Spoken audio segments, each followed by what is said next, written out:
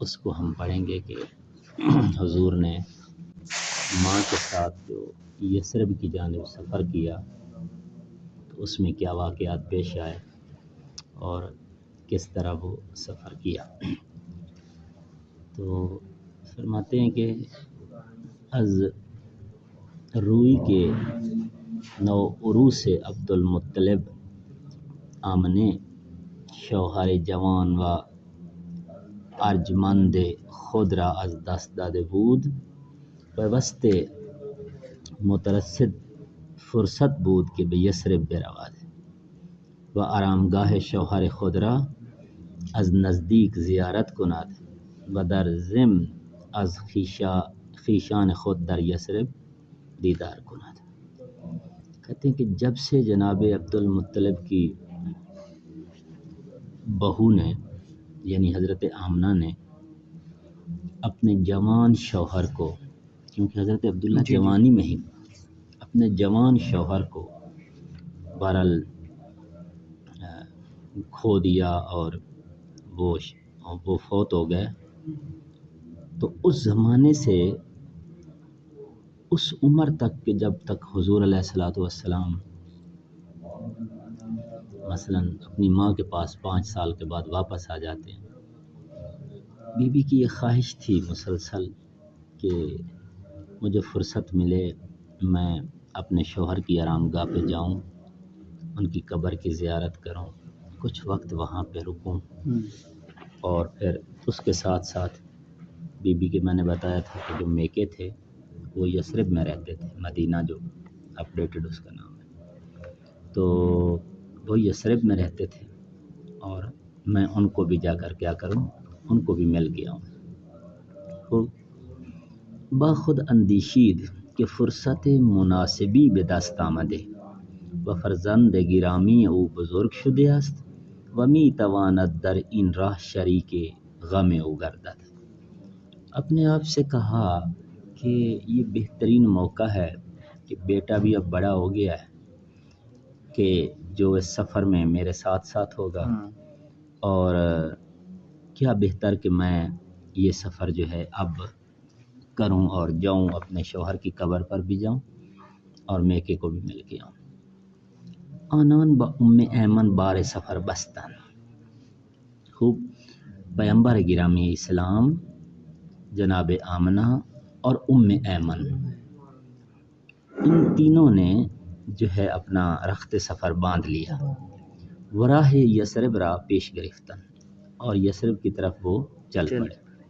وہ یک ماہ تمام در آنجا ماندن، اور پورا 1 مہینہ وہ وہاں پر رہے۔ این سفر برای نوزاد قریش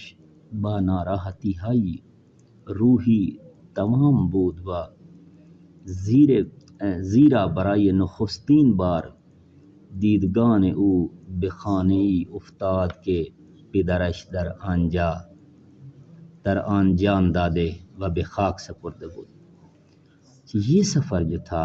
رسول گرامی اسلام کے لیے نوزاد قریش یعنی قریش کا یہ بچہ حضور، ان کے لیے اس سفر میں کافی ساری چیزیں ایسی تھیں کہ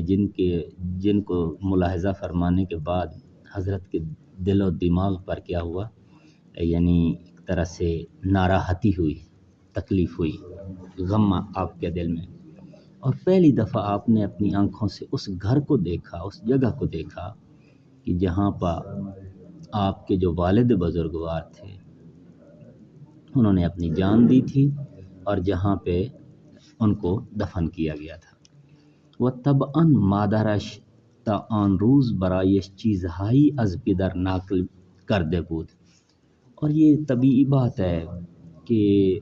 جب تک یہاں پہ نہیں آئے تھے ان کی والدہ نے ان کے باپ سے متعلق کئی چیزیں جناب رسول خدا کو سنائی تھی، بتائی تھی کہ آپ کے باپ ایسے تھے ایسے تھے۔ ہنوز موجی از غم و اندوہ در روح او حکم فرما بود کہ ناگہان حادثے جان گداز دیگری رخ داد۔ ابھی پہلے والا جو غم تھا باپ کا، اس کی تاثیر دل میں ہی تھی کہ ایک اور بہت بڑا غمناک واقعہ حضور کے اوپر طاری ہو گیا۔ اور وہ واقعہ کیا تھا؟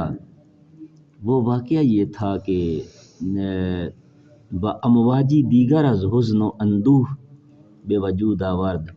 زیرا موقع مراجعت به مکه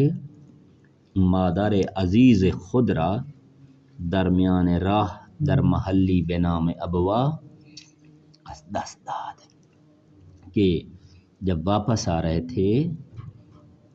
یثرب سے تو اس جگہ پر کہ جس کا نام ابوا ہے، وہاں پہ سفر میں جناب آمنہ حضور علیہ السلام کی والدہ سلام اللہ علیہ کا بھی انتقال ہو گیا۔ این حادثے محمد را بیش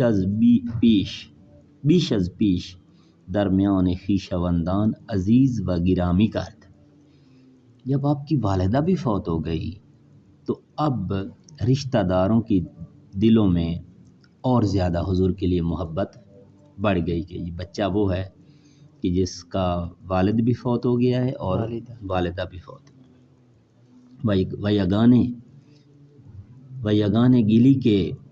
از این گلستان باقی مانده بود فزون از حد مورد علاقه عبدالمطلب قرار گرفت، اور یہ تنہا گل کہتے ہیں پھول کو، اور یہ تنہا گل کہ اس خاندان کا باقی بچ گیا تھا، اس پھول نے جناب عبدالمطلب کے دل میں بھی اپنا بہت زیادہ مقام بنا لیا۔ از این رو او را از تمام فرزندان خود بیشتر دوست می داشت و بر همه مقدم می شمرد۔ یہی وجہ تھی کہ جناب عبدالمطلب ان کو سارے بچوں سے زیادہ پیار کرتے تھے اور ان کا احترام کرتے تھے۔ در اطراف کعبے برای فرمان روایی قریش عبدالمطلب بساطی پہن می کردند۔ عبدالمطلب کعبہ کے اطراف میں قریش کی سرداری کے لیے، قریش کے مسائل کے حل کے لیے کسی بھی جگہ پر اپنا مسند لگا کر بیٹھ جاتے تھے۔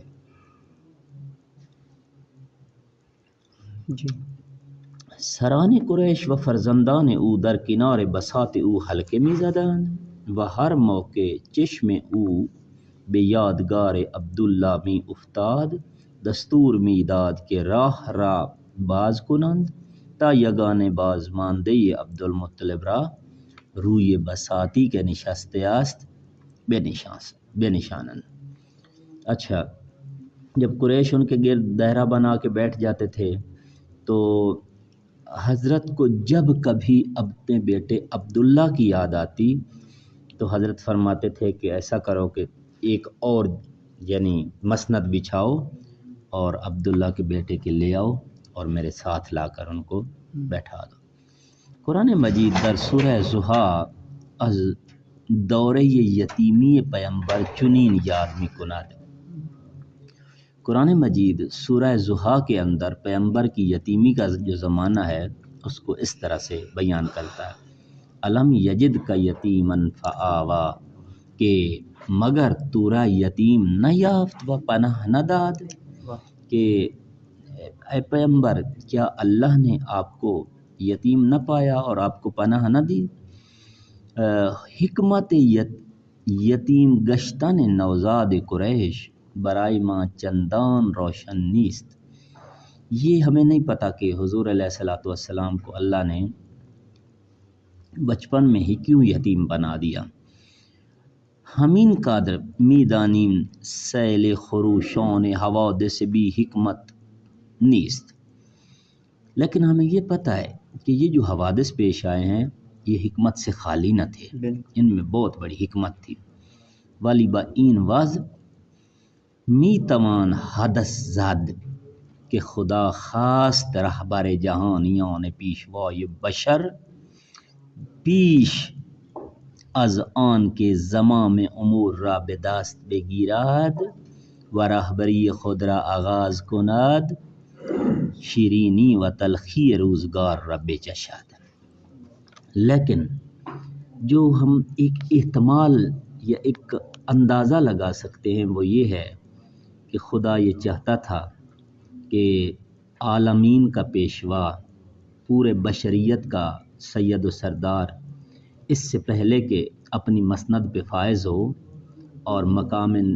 نبوت اور مقام عظمت والا پر جو ہے وہ پیغمبری پر فائز ہوں، رسالت پر فائز ہوں، اس سے پہلے وہ کم از کم یتیمی کی جو تلخیاں ہیں اور سختیاں ہیں ان کا ایک دفعہ ان کو اندازہ ہو جائے گا۔ یہ تلخی جو ہوتی ہے زمانے کی، یتیمی کی تلخی اور بغیر باپ کے ہونا، بغیر ماں کے ہونا، اس کا جو ہے وہ کس طرح سے ہوتا ہے۔ ودر نشیب و فراز زندگی قرار گیرت، اور زندگی میں بہرحال وہ دیکھ لیں کہ نشیب و فراز اگر آتے ہیں تو نشیب میں کیا ہوتا ہے، فراز میں کیا۔ یہ نشیب کا مطلب ہوتا ہے سختیاں، فراز کا مطلب ہے آسانیاں۔ تو سختیوں اور آسانیوں میں کس طرح انسان کی زندگی، نشیب در حقیقت کہتے ہیں پست کو، پست نیچی،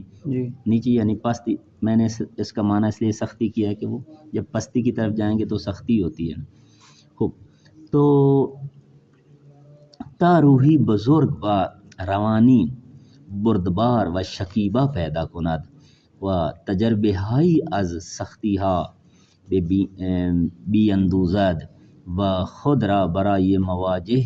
و یک سلسله از شدائد سختی ها و محرومیت ها و دری ها آماده سازد۔ تو کیا ہے بیٹے، یہ کہ ان سختیوں میں رہتے ہوئے یہ ہو جائے کہ ان کے اندر ایک بہت بڑی روح پیدا ہو جائے کہ جو شکیبہ ہو، یعنی جو سختیوں پر صبر کرنے والی ہو، اور ان کے پاس بہت زیادہ تجربات آ جائیں، اور یہ کہ سختیوں کا مقابلہ کیسے کیا جاتا ہے یہ ان کو پتہ چل جائے۔ اور یہ وجوہات ہو سکتی ہیں کہ اللہ تبارک و تعالیٰ نے لمبا عرصہ سختیوں سے پیغمبر کو گزارا، محرومیت سے گزارا، تاکہ ان کے اوپر ایک ایسا دروازہ کھولیں کہ جس دروازے کے کھلنے کے بعد پیغمبر گرامی اسلام سید و سردار کائنات بن جائیں گے۔ اور ویسے تو تھے لیکن یہ سختیوں سے گزارا تاکہ ان کے، بلکہ پیغمبر فرمایا کرتے تھے کہ الفقر و فخری، یہ جو فقر ہے میرا وہی میرا فخر ہے، کہ اس زمانے میں نے اپنے آپ کو مضبوط بنایا تھا اور خود کو اس سطح پہ پہنچایا تھا کہ اب جتنے بھی مشکلات میرے اوپر آتی ہیں تو ان کا زیادہ احساس اس طرح سے نہیں ہوتا، چونکہ پہلے سے میں ایک سختیوں کے زمانے کو دیکھ چکا ہوں۔ خدای او خواست طاعت کسی بر گردن او نباشد، اور دوسری وجہ یہ تھی کہ اللہ پسند نہیں کرتا تھا کہ رسول اللہ کی گردن پر والد یا والدہ کی اطاعت دیکھے، نہ، اللہ پسند نہیں کرتا تھا کہ پیغمبر ان کی اطاعت کریں بھلے ان کے والدین بھی ہیں۔ اللہ اکبر۔ وہ از نخستین روزهای زندگی، یہ یتیم جو حکمتیں بتا رہے ہیں، وہ از نخستین روزهای زندگی آزاد بار آیت، اور پہلے دن ہی وہ ایسے پیدا ہوں کہ وہ آزاد تھے، یعنی باپ کی اطاعت یا باپ کی جو اطاعت ہے ان کے اوپر واجب نہیں ہے۔ خوب، وہ مانند مردان خود ساختے موجبات پیش رفت و ترقی و تعالی خود را بے دست خویش فراہم سازد، اور ایک ایسے مرد کی طرح اور ایک ایسے شخص کی طرح کہ جو اپنی زندگی کے، اپنی پیش رفت کے، اپنی ترقی کے، اپنی بلندی پر جانے کے فیصلے خود اپنے ہاتھ میں رکھتا ہے، نہ باپ اس کو امر نہیں کرتا ہے کہ آج سکول جا اور آج مدرسے جا۔ خوب، تو روشن گرداد کہ نبوغ بشری نیست و پدر و مادر در سرنوشت او دخالتی نداشتن، تاکہ یہ بات بھی دنیا کو قیامت تک یاد رہے کہ یہ جو پیغمبر نابغے یعنی گاڈ گفٹڈ یعنی موسٹ انٹیلیجنٹ، سب سے زیادہ دانا ہونا، تاکہ دنیا کو یہ پتہ چل جائے کہ پیغمبر کا یہ سب سے زیادہ دانا اور ذہین ہونا اس لیے نہ تھا کہ ان کے والد نے ان کے اندر یہ دانائی پیدا کی تھی، ٹھیک ہے، ان کو والد رہنمائی کرتے رہے تو وہ دانا نہ، بلکہ وہ خود عظمت کی اور بزرگی کی اس سطح پہ پہنچے کہ جہاں پہ والد کی اس کا حصہ نہیں ہے کہ والد نے ان کو سمجھایا تھا کہ وہ از منبع وہی سرچشمہ گرفتے آس، اور یہ کہ یہ جو پیغمبر کی تعلیمات ہیں یہ وحی الہی سے ان کو ملی ہیں، نہ کہ ان کے والد کی تربیت سے۔ وصلی اللہ علی محمد۔